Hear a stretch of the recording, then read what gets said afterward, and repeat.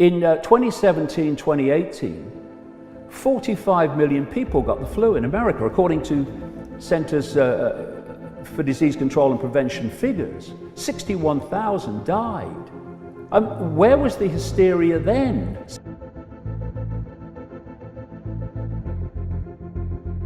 Just remember, 2 weeks ago, we were talking about almost no cases in the United States. And now that we're testing for it and watching the spread as it's unfolding, those numbers are going up astronomically. 3 weeks ago, Italy was just living life just fine. Now they're literally in a virtual shutdown in the northern parts of Italy. And that's the challenge with an infectious disease like this. It can spread very quickly, and it also can affect people. For 30 years, I've been warning people in my books and in every other way I can, that this world is controlled by a cult. It's a cult that has no borders. It operates in all the, at least major countries, and in fact, all the countries in the end, and particularly in those countries that dictate the direction of the world, where you covertly create a problem, you use the unquestioning, pathetic mainstream media to tell the public the version of the problem you want them to believe. And you're looking at stage 2, the reaction, for fear, that's the currency of control, outrage, whatever the problem is, and either a demand from the public that something must be done, or at least an acceptance from the public that things need to change because of the problem. And at that point, those who created the problem got that reaction openly in changes in society, offer the solutions to the problems they have themselves covertly created. And those changes, step by step, take us further and further to that Hunger Games society. Obviously, there is a strain of this coronavirus, because there are many coronaviruses, which appears to be different. But if you look in terms of the danger is to a certain section of society. Do you know, mainstream doctors, I watched an interview with one in America only 2 or 3 days ago, and they're saying, well, just to put into context, 80% of people that are diagnosed with coronavirus have, and this is his quote, very mild symptoms. I think maybe to put this into modern terms, because this is something we think of often when we think of pre-antibiotic days, the old-time medicine. We have an employee at our Center for Infectious Disease Research and Policy at the University of Minnesota, and she has a dear friend who lives in Milan, Italy, and she works at a hospital there, and she texted this to this employee of ours last night. And this was an email that came out yesterday from one of their physicians in Milan at the largest hospital there. He said, I just got a very disturbing message from a cardiologist at one of the Milan's largest hospitals. They're deciding who they have to let die. They aren't screening the staff anymore because they need all hands on deck, and they have very small areas of the hospital dedicated to non-COVID patients, where they still screen doctors. Everybody else is dedicated to COVID patients, so even if they're positive, meaning that they're sick, but they don't have a severe cough or fever, then they have to work. He says that they're seeing an alarming number of cases in the 40-something age range, and these are horrible cases. So we need to stop thinking that this is only an old person's disease.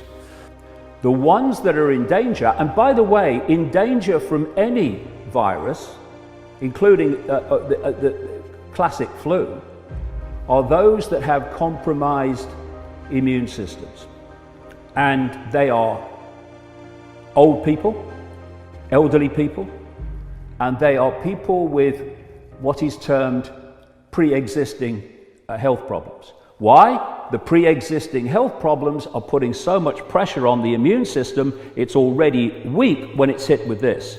This is why someone like that will have potentially a serious situation, and someone with an immune system in working order of any level will just swat it away. Have we not learned yet to take what the authorities tell us with a pinch of salt until it's proved otherwise? 96% plus of those who have been tested for coronavirus in South Korea were negative. And she said, and our testing results in America show about the same. And that's one of the things that's challenging here is you and I might get exposed to somebody who is totally asymptomatic, no symptoms. That virus would appear, well, that's not a very strong virus. But in fact, when it infects us, it could kill us. So we've seen cases of fatal disease that were exposed to people that had minor symptoms themselves. Most of the time, if they ever told the truth, they would genetically implode from the shock. So I question everything. And if it stands up, it stands up. But I don't just take it because somebody in a suit has told me to believe it. And what we're seeing now, every day, is this Hunger Games society coming closer and closer and closer because of what's being done in the name of protecting the people. That's the primary risk factor for dying, is being old, and then having certain underlying health problems. For example, in China, those men over the age of 70 who also smoked, were 8 to 10% of them died. 65% of older Chinese men smoke. The case fatality rate, or the percentage of people who die in women in that same age group, was only about 2%. In that case, very few women smoke. Now, the challenge we have is that that's the Chinese data, but there are a series of risk factors that we worry about that, if they overlay on this disease, are going to cause bad outcomes. And we happen to be right at ground zero for one of the major ones here in this country, and that's obesity. We know that obesity is just like smoking in terms of its ability to really cause severe life-threatening disease, and 45% of our population today over the age of 45 in this country are obese or severely obese, and it's men and women. So one of the concerns we have is we're going to see more of these, what I guess I would call very serious and life-threatening cases occur in our country because of a different set of risk factors than we saw in China. We are being asked to believe now that this system cares about old people. We must protect the old people. We must destroy the world economy to protect the old people. Oh, these would be the old people, would they, that have paid in their entire life through taxation and other means, and at the end, in their final years, they get handed a pittance of a pension which gives them the choice between being warm or being hungry. There was a whole area of this simulation where they're discussing how they control information. And they're saying, how do we deal with the anti-vaxxers? How do we make sure that the official narrative of the pandemic is the one that's dominating the internet and all these lines of communication, and not what they call conspiracy theories, putting another point of view. You look at all the solutions to climate change, and again and again and again, they are exactly the same solutions and consequences as with the coronavirus. What did Prince Charles say at Davos only a matter of 2 months or so ago?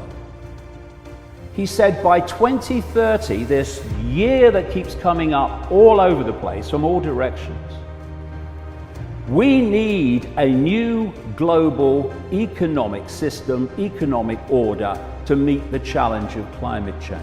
What have I been writing for 30 years? This cult wants to transform the world economic order into this technocratic, AI-controlled tyranny. You know, we are not prepared at all in the sense. I wrote the book, Deadliest Enemies, that was published in 2017. Right. Thank here, you. ladies and gentlemen. Thank you. Go get it. No, Read it. and Panic. in chapter 13, the title of the chapter was SARS and MERS, a harbinger of things to come. We predicted this. And then I wrote a chapter on there what a flu pandemic would look like if it emerged in China.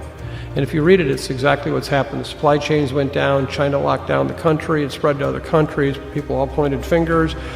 And it's the kind of thing where we hear it, but we don't get prepared. And we're going to have the next 3 months or more, 6 months or more, that are going to be like this. And so far this thing has been unfolding exactly as we predicted it. We and our center put out a piece on January 20th and said this is going to spread worldwide.